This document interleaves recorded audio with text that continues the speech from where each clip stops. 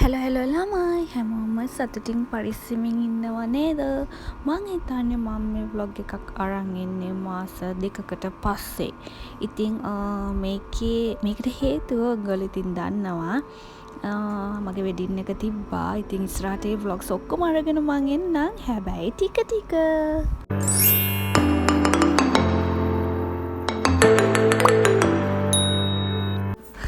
ඔන්න ඉතින් දැන් තමයි ළමයි මට නිදහසක් හම්බ වුණේ.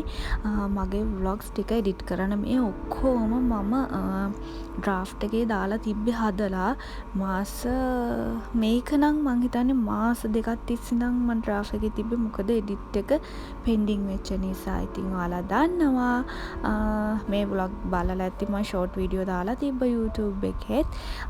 කොහොම හරි අපි දෙන්න එකතු වුණා. ඒක හරිම අනේ මන්ද ළමයි මට හිතා ගන්න බෑ. හරිම දුක හිතෙනවා මට ඒක මතක් වෙනකොට සතුටට. මොකද අවුරුදු 9ක ආදරයක් හරි පරිස්සමින් ඉස්සරහට අරන් ආව ආදරයක්.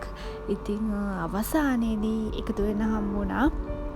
මෙන්න මේ විදියට ගොඩාක් ප්‍රශ්න බාධක මැද්දේ තමයි අවසාන අපි දෙන්නගේ එකතුවීම වුණේ.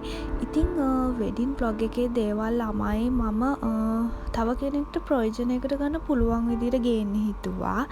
ඉතින් ඒ වියදම් ගණන් මිනුම් එතකොට රෙකමන්ඩ් කරන්න පුළුවන් තැන් ඒ හැමදේම ඉස්සරහට වෙඩින් එකක් ගන්න හිතන් ඉන්න අයට ප්‍රයෝජනවත් වෙන විදිහට එපැයි. ඉතින් මන් දෙන්න ඒ හින්දා ඒක වෙනම අරගෙන එන්නම්. මේ තියෙන ඉතින් එයාලා ගෙදරින් අපේ ගෙදරට ආපු දවසයි එතකොට නැකතරම් ආපු දවසයි.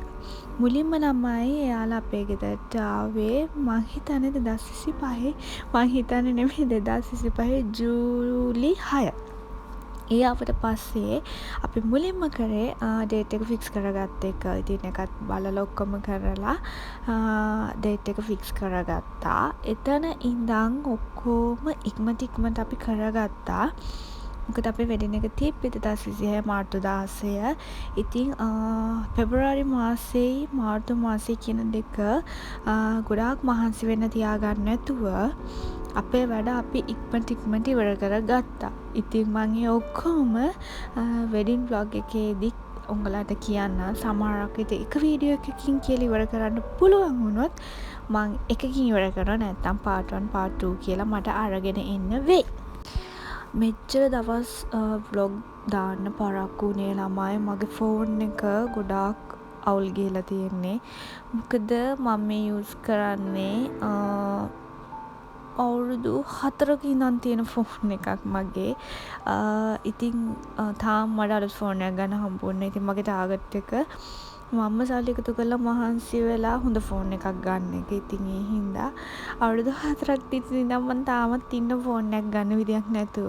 හැබැයි දැන් මේ ෆෝන් එක අන්තිම තත්ත්වයට යන්නේ. ඉතින් වීඩියෝ පවා ක්ලියර් මදි උඹලන්ට පේනවා ඇති.